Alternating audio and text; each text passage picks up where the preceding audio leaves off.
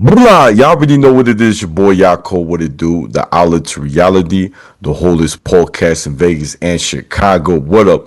This is the place where you want to hide from your drama or maybe hide from your baby mama. Aha! Just kidding. Y si tú quieres cambiar tu vida, if you want to change your life, then subscribe. Ching! And by the way, guys, I just published a book out on Amazon. It's called Shabbat in Chicago. It's about an audacious single mom who opens her heart and home to 5 adopted kids while embracing her Latino culture while being Jewish. And today we have a very special guest. I'm so happy she's on the show. Give it up for the one and only Fio. Woo! Hey, what's up, everybody? It's an honor, girl. You don't understand. I'm so happy you're here. And ladies and gentlemen, I just want to let you know I met this wonderful person at this content creator event. First time ever. Honestly, I thought I was at the wrong place because when I was driving and the GPS took me to this place that said Gentlemen's Club, I'm like, yo, this is the wrong place. I don't think we're going to have an event here. So I made a U-turn. And I was like, man, there's only body shops around. So I just decided to jump into one of them. And I was like, all right, I think this is it. They got some nice cars. And I found the spot. So I felt better. And you're not going to believe this, there's so many people. There was like a bar section where you could get drinks, a dessert. And I see these two Latinas, I'm not going to lie. And I'm like, man, they seem real cool. I could feel the energy. I said, I want to kind of talk to them first because everybody else, I ain't going to say nothing, but you just can feel people's energy. And I feel like they were genuine. I was so happy to meet you and your sister. Knowing that y'all were Latinas, I was like, yo, I feel like home, this is my people. And we just got along real well, talking about live dating. And like, it was just a nice, I would say, a bonding moment. And I learned so much about you. And please do tell too, Del, if you could share too, like, what was your experience like going there and like meeting me for the first time? Yeah, no, so I have to say, everybody listening, I am kind of a new transplant. I was originally in Florida, and my husband's job moved us to Vegas. So I've only been here since November. And I had a business for 20 years in Florida, and I'm a hairstylist, and I can't bring my clients to Nevada. So for me, it's like I have to start from scratch. And the only way you start from scratch is meeting people. So my sister, she's an angel from heaven, and she luckily lives here now. And she found this content creator event on TikTok, and she's like, yo, let's go. I was like, all right, let's do it. And we went, and it's so cool because I'm a hairstylist, but I'm specifically a bridal hairstylist. And the girl who's throwing the event is getting married next March. I was like, girl, if you need hair, I got you, girl. So yes, and then we saw you and we were super excited because listen, I'm actually super shy. I'm very shy. I'm the kind of person that like once I get to know you and start to talk to you, I open up. But like from the beginning, I got that wall. So it was good that you came up to us and you introduced yourself. And same thing. I felt the vibe. You were super chill, super cool, easy to talk to. And it was nice because, I mean, how many people have approached you and it's kind of like you have to like force the conversation, It's awkward. Yeah. Yeah, so it was super chill just to hear your story, hear what you do, everything you do. So it's nice to hear about the go-getters and the people that are doing what they want to do instead of dreaming about they want to do. That was nice. Thank you. Thank you. Of course. Means a lot. And please, if you could share too, like what got you, because I know you have your own podcast too. You're doing a lot of stuff. Yours is about dating too. And like, I feel like relationships is everything people is always asking about, right? Relationship is something that, everybody talks about. And I feel like a lot of people are searching for, I guess, guidance, right? They can't quite find the right, or they don't understand there's some red flags you need to be watch out from, right? And there's some things that you're like, this ain't for me. Like for me, for experience, I've dated somebody for like almost, I think like 5 or 6 years. This is the longest relationship. I thought I was gonna marry her. Didn't happen. I'm happy I walked away, which was the toughest thing I feel like I could do because, you build so much rapport with them. You you basically like we live together, so you know everything about them. And I feel like when you find out that person is toxic, Mm, I started noticing the words too. You ready for this? When I heard the words, I remember I asked her something so simple. I was like, "Hey, can I borrow your PSP battery? It's in the back. I just want to borrow it real quick, just to use it on mine." No, I said, "What happened to us? Everything is us." She's like, "No, I don't. I just don't trust you with my stuff." So when I heard that, I said, "All right, man, this is new. red I flag. never, yeah, yeah, I never. I was even shocked. I said, yo, we live together. We do everything together. We're one family." And Yeah. so that was like a shocking too. And I remember one time where we had an argument and she started to break everything around me, like all my headphones. And by the way, my headphones, each one I got from my boss, they're worth like $200 or more. They're like the expensive big ones, and I keep them in the box in perfect condition, so I never like mess them up. And they're kind of like collectibles. And she broke every one of them. I had like maybe Mm, 15 through my laptop, everything. I was like, "Yo, is this what I want? Is this what I want to stay with?" And I'm like, "I don't think so. This is like getting too much." yeah. And it was so hard for me. Be honest with you, this is the only person I actually was afraid of because it Wow. got worse. I didn't know what to do. My cousin's like, "Yo, just pack your stuff and dip, like leave." And I remember I was trying to leave one time. I was like, "Yo, I'm done with you." And she ripped my bag. So all my clothes fell off. She's like, "You ain't leaving." Mm, And I was like, "Yo, oh what am I my gonna do?" God. Yeah, it was bad. Like I would say one of the scariest moments of my life. And like after I left her, I went to work and I told my boss like, "Yo, I'm homeless right now. I ain't got no place to live. Like all my stuff is in the car. I don't know. Like I was only able to take one bag." And he goes, "Dang." And my boss was a little older than me. He goes, "Look, I don't know how to tell you this, but your ex is about to show up to work." And I'm like, "No way." She actually did. But he's like, What? yeah, he's like, "Play it cool. Don't make a scene. Don't be calling her names because then you look like the bad guy and it's just gonna get bigger." And I'm like, "Damn." And so she did come to work. She came to my job and I could see she was furious, angry. And I had to play it cool. She's like, "Hey, I just want to let you know that you left all your stuff at my house. Like, what are you gonna do?" I said, "I'm good right now. Like, I took whatever I needed. I don't need anything." She said, "What happened? Like, you don't wanna work things out?" I said, "I already did." She said, "Who's gonna take care of the dogs?" I said, "I'll retire. That's not my job no more. That's your dogs." And I said, "You got a man now, right? So I think it's time for you to tell him to pick up his, I say, pick up that leash and the poop bags. Let's go. yeah, this not my job no more. Once I find out you cheated, I'm good. I retired. Yeah. So I that is definitely a no for me. But yeah, so that's like my experience. I want to hear yours. If you could share anything like things you went through, right? And you came out of it because I know you found the right man now. He's a loving man. I could tell y'all have a beautiful relationship. Yeah. So, I mean, listen, obviously everything goes way back. I mean, I feel like we all dated the wrong people. I feel like girls go through more trauma because we're just emotional beings and nurturing beings. But I was married to my high school sweetheart back in the day. And the reason why we got married was because my mom and dad, my father was, super Catholic, very conservative. And he said, listen, if you're going to live with him, you're going to marry him. Like, you don't live with your boyfriend, you live with your husband. So we were young and we're like, you know what, whatever. We've been together forever, might as well. And we got married. It was flip switched, just turned toxic, fighting all the time, violent. Like it just wasn't it.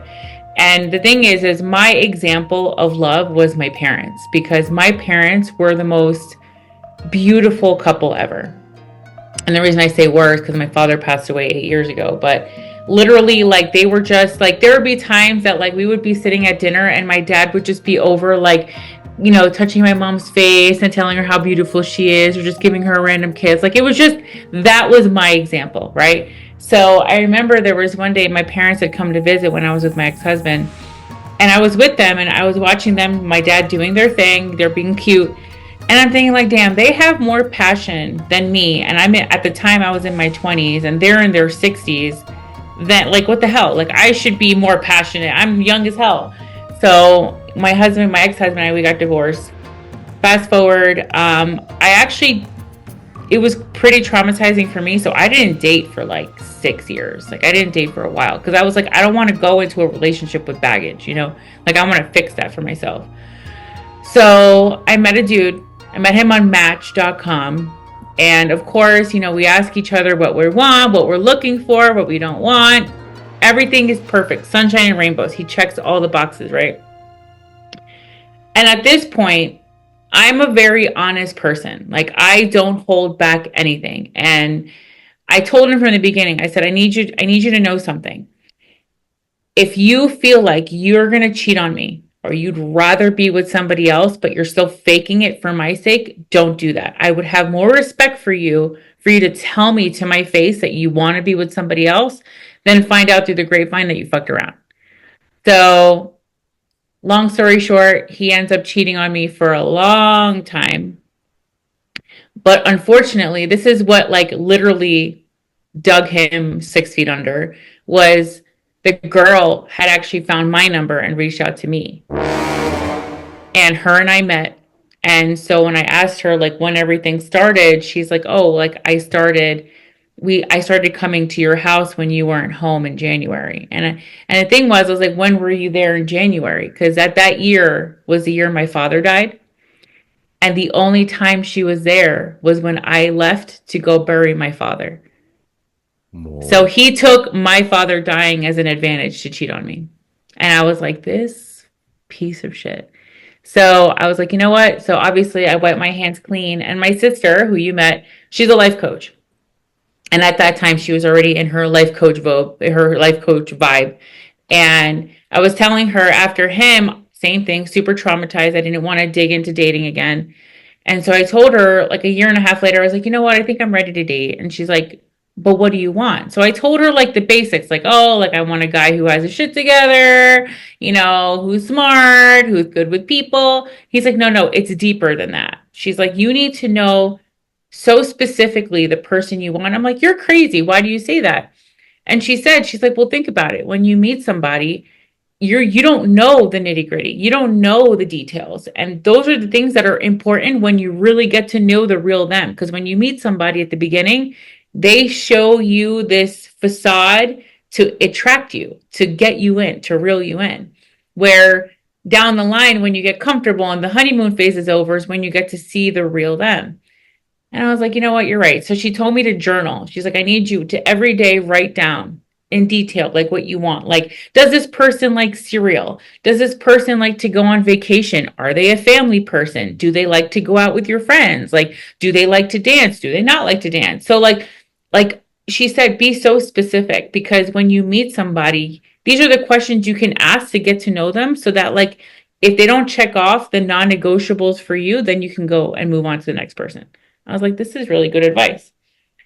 Let me tell you, I don't know what about me became a savage in that time, but because I was so sure in the man that I wanted, when I would go on dates, I was on Bumble at the time, and when I would go on dates, like, I would ask the right questions, and if they checked the wrong one, I'd be like, you know what, this isn't going to work. I have enough friends. Have a good time. Have a good life. Have a good life. See you later. Because in my head, like, I value time, because time is something you're never going to get back. I value, obviously, relationships. So for me, like, I don't want to waste your time and sit here with somebody that I'm never going to see again and hold you up because of that. So I would just go. And I would ask them serious questions. Like, I would say, like, obviously, have you cheated? Are you close with your family? I was even to the point, like, when I met my husband, I was 33. And I remember saying, like, listen, like, I am too old to, like, date a child. Like, what's your credit score like? Do you have, what's your portfolio like? Like, do you have a degree? How long have you been at your job? Like, I want to know that like you're a serious human being if I'm going to start my life with you.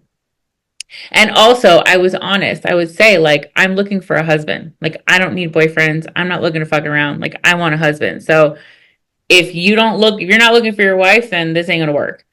So, and what was great was when I asked my husband those questions, like, he was terrified. But when like I asked him the final question, he's like, let's do this. Let's go. I was like, oh, all right, let's do this. So, and obviously we're here, we're married. But the green flag for him was we started dating in 2019, and I was in a super crazy car accident in 2020. Like I was, how about this? I you know how during COVID you had like your pods of people that you like were safe to be around. Yeah. So my husband and I, we had our friend Milan. We were his family. They had a pool at their house, so we would go to their house, go to their pool, hang out. And when we left, my husband was in a separate car because he brought the dogs in his truck, and I was with a client before we went. So I was like, you know what, I'll meet you at Milan's and then we'll drive separate. So when I was driving home, I got into such a bad car accident. Bro, I woke up. I was in a coma for 3 days. I had a traumatic brain injury. I literally had to go to rehab to learn how to walk and talk again. Yeah, it was bad. Like, I mean, you can't really see it, but like I have a scar like right across here from the accident. And at the time, he was my boyfriend. So for him, he was, and at that time he also had moved into my apartment. So for me, I was thinking like, damn, like this isn't even my husband. He's paying my rent, he's paying my car, he's taking care of my dogs, like he's keeping the home, you know? When he didn't have to. Like he could have easily said like, mom and dad, I'm coming home, I can't do this, you know? But he didn't. Oh, So that was for me like a very big thing to realize like this is the man I'm going to marry, because this is a very, you know, for better for worse situation, you know? wow. And what's crazy too is in 2021, so the company he works for now, it's a new company. It was a new company at that time. So we've grown with the company. We have moved 7 times in the last 3 years. 3 of those moves cross country. Whoa. Yeah, so you can only imagine, you know, moves are stressful. You know, moving anywhere. Dude, even moving down the block is stressful. Imagine moving across the freaking country. So, but we made it. We're here. We're happy. But yeah, no, I just think for anybody listening, I think what's really important is you need to be so secure on exactly what it is that you want. Like, I am 100% somebody who encourages journaling. Like, it sounds crazy, right? Like it sounds silly. It sounds like, oh, that's very like woo woo and spiritual. Like, no, no, no. Like, think about it. Like, think about it. Honestly, let me ask you, when you've gone dating, how sure when you went dating did you know exactly what you wanted? Yeah, I feel like just the way so I have a technique. You're gonna love this. I I have a this is my technique. thing. Yeah. So I have this is I learned from my mentor. He says if you really want to find somebody who's really your love, or this is your partner, he goes, there's 4 things you got to figure out. And this is like kind of my check marks. Like you know how Mm, you have yours. I got my little check mark. Is see how they act when they're drinking. Are they very flirtatious? Are they very angry? Are you willing to put up with that if they are like that? You know, are you going to be their babysitter for the rest of their life? Right, honey, don't drink, and they already had like 10 or 15 shots. Honey, no more, and you got to remind them. How are they with money when they were, let's say, not rich, or they were like poor or whatever? Now that they got money, are they the same person? And the third one is like, how are they when they're angry? Are they very abusive physically, mentally, emotionally? You know, are you willing to put up with that, right? So I have a test. This is my test. So when we go on a date, the first day, everyone's like kind of like, got the button down. They're looking sharp. They're looking fly. And so I'm like, all right, cool. She's making me laugh. I'm making her laugh, and it's going smooth. Like I'm getting to know her. So my last test I have for her, and most people fail. You're gonna love this test. Is I would say like the third date is we go to a nice restaurant, right? And I pay the waiter on the side. I say, hey, I want you to mess up her order. I want to see how she reacts. If she disrespects the waiter, like not in a nice, polite way, she's like, hey, look, you guys accidentally put mushrooms on my chicken Alfredo. You don't mind if you guys can make me a new one? Like, cool, play cool. But if I see her making a scene and she's getting really like nasty, I'm like, if Mm, that's how you treat somebody, like a stranger, that's how you gonna treat me too. So I'm mm. testing it, and that's my rule. They never know that, but now they probably know now online. But with the whole episode, but that's my thing. What do you think about my little strategy? No, that's fair. I mean, listen, everybody who's on it, you have to. Here's the thing.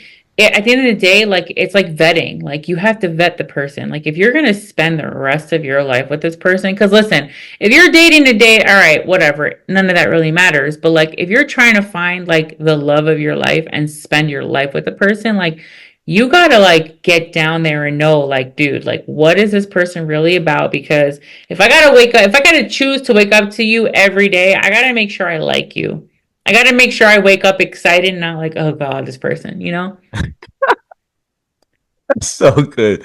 No, it's true. It's true. I think too when you're like trying to get to know them, right? You trying to date them. I feel like too it's important to find out. I love what you said about earlier, their family. Are they close to their Yes. family? Because if they're coming from a broken home, there is some damages they went through. Oh, yeah. And I think a lot of times kids or anyone, but when they date somebody and they didn't have a mother figure or a father figure, they try to substitute that with that partner. But that Yep. partner can never fill that void because they're not supposed to be your mom or your dad. They're supposed to be your partner. You feel what I'm saying? Oh my God. Yeah. It's, I never realized how important that was to me until my sister told me to write down everything that I thought was important. And even friends, like my ex-husband, my ex-boyfriend, like whenever I wanted to hang out with friends, like, oh, you go, I'm just gonna stay home. Like they never wanted to be with me when I would go have fun. So for me, like I always wanted to like celebrate and have fun with my man, but like they would never come. So for me, it was funny. The test for my husband, it was we first started dating, but we made it official. It was the day after my birthday. I had brought him. I threw a birthday party for myself, and I invited every friend I had in town. I'm saying like we had like at least 20 people. And I'm like, if there's one person that's sniffing something off, it's not gonna work. He stole the fucking show. He was the highlight. Like nobody remembered it was my birthday. It was the John show. Like they loved him. Everybody was having a good time with him. Oh my God, he's amazing. I love him. He's so good for you. I'm like, oh God, okay, fine. But I think that's so big. That's huge because you know what? Like, if you're a social person and you like to go chill and have a drink and be out with your friends and go, if you have your day that you like to go out and be social and enjoy your time with your people, then like when you meet somebody, like you want your person to be there with you. So I feel like I hear it a lot from women and men, like, oh, like my wife's at home, my girl's at home, my man's at home, my husband's at home. Like, why? Why? Why are they home? They're home watching TV that they could watch with you later. Like, come on, Yeah, get out of here. I'm with you. I'm just saying if I go out to the club or somewhere, right? And I love dancing. You already know that. Oh I'm gonna yeah, take my girl and we gonna dance and show off. Like I'm gonna be like yeah. twirling her, making her spin, maybe flip, what I'm saying?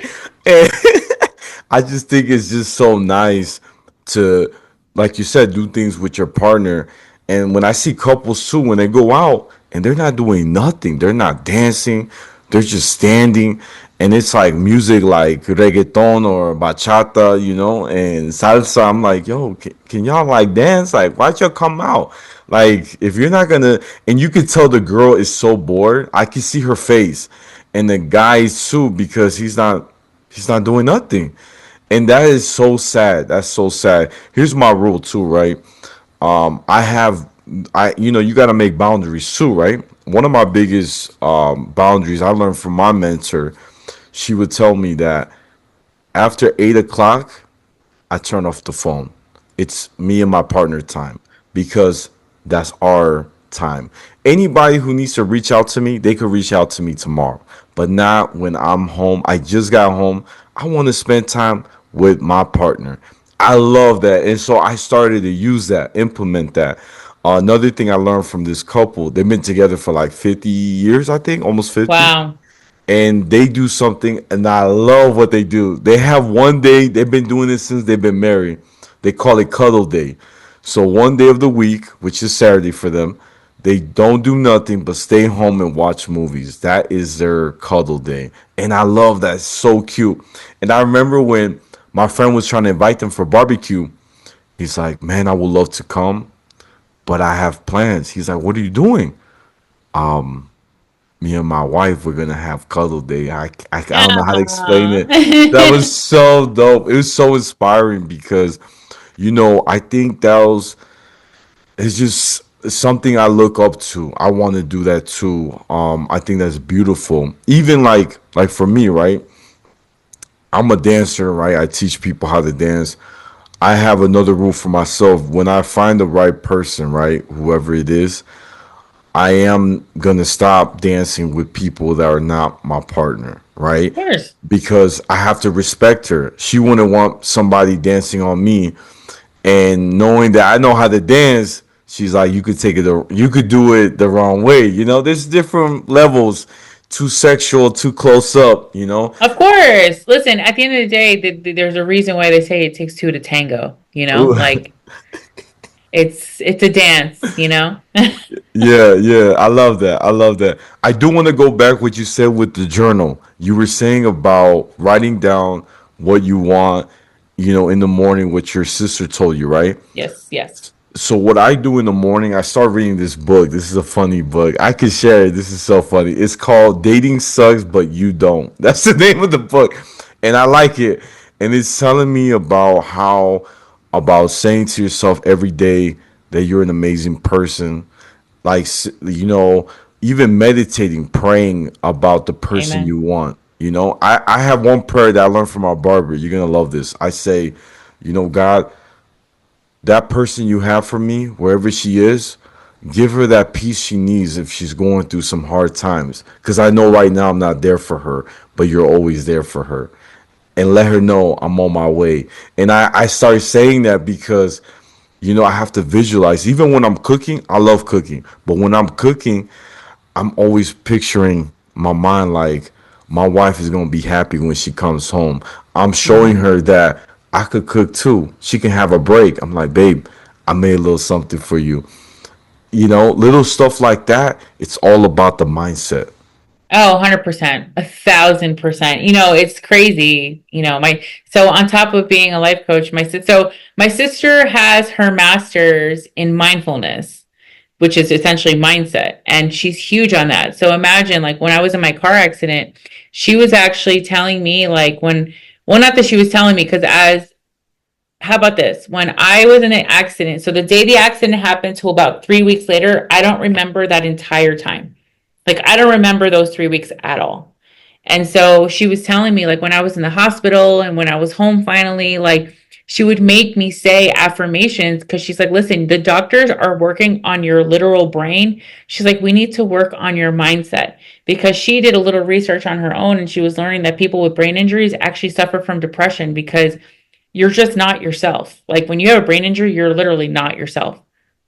So I am a huge believer in mindset. And if you think about it, any business coach, any like any influencer, like any big person out there, the number one thing they all say is mindset. Everything is mindset. And, you know, you have to show up and talk to yourself like the person you want to become. You want to be the person you want to become. So if you want to be that husband, show up like that husband. If you want to be that business owner, be that, you know, show up like that business owner today, like you have it. Because it's powerful. Like it really freaking works. And I love that you have this and you're sharing this because I feel like, especially as a man, like I'm going to say this as a woman hearing this from a man, because you know, men are like, I don't do that shit. I don't care about that. I don't do this. Like they just write it off because like I'm too masculine for this. Like I can't do that. Like, no, you're a human being that needs to learn modalities to get you to a better life. And you're sharing it on your platform, which is beautiful because I think it's so great for men to hear this, especially specifically men. So this is great. Oh, thank you. You're the best. No, for sure, for sure. And you know, it's funny what you were saying about cell phones. My husband, unfortunately, is the exception. So he is a director of operations and logistics for a freight company. His phone goes off 24/7. Like we're talking like because he deals with the drivers, he deals with the clients, so it's like literally all the time, round the clock. And I learned, and here's the thing, what's great about him, like he knows my insecurity because I've been cheated on. So like it's almost like he'll like purposely like in a way like have the phone enough for me to see that it's work. It's not like he's like hiding in a corner on his phone, you know? Like he'll almost in a way be open about it and I could see like okay, it is work who he's talking to, you know? Yeah. Oh So wow. that's what I love about it. So at least like yes, that's the one thing that we don't have, but we do have a day. We don't have a cuddle day because Sunday is really not necessarily his only day off, but it's the day that he can like just kind of be phones off. It's the day that we just get in the car as early as we can and we just go for a ride and get to know Nevada, get to know Vegas. We just Wow. explore. We just go exploring. We try new restaurants for breakfast. We try new restaurants for lunch. We go to new parks. Like we just try to see where we live now because we're new here, you know? And Yeah. we make sure like every day it's a Sunday fun day. That's what it is. We enjoy Sunday fun day. I love it. I love it. So look, Yeah. real quick, it looks like Zoom about to kick me out, but I'm really happy that you're here. It means so much, guys. This is the Outlet to Reality, the holdest podcast in Vegas and Chicago every Tuesday. Don't forget to like, share, comment, and subscribe. Ching! Y'all know where to find me. I'm on Instagram, YouTube, Spotify, the Outlet to Reality. My Snapchat's Take One Pass It, and my TikTok is at Yaakov28. And my friend, where can my fans find you? So I am on Instagram at styled by Fiorella Elizabeth, which I'm sure will be in the show notes below. And if you want to hear me on the podcast that I am a co-host on, it is Bras Off Podcast. And it's just a podcast about girls shooting the shit and just talking about things that girls go through.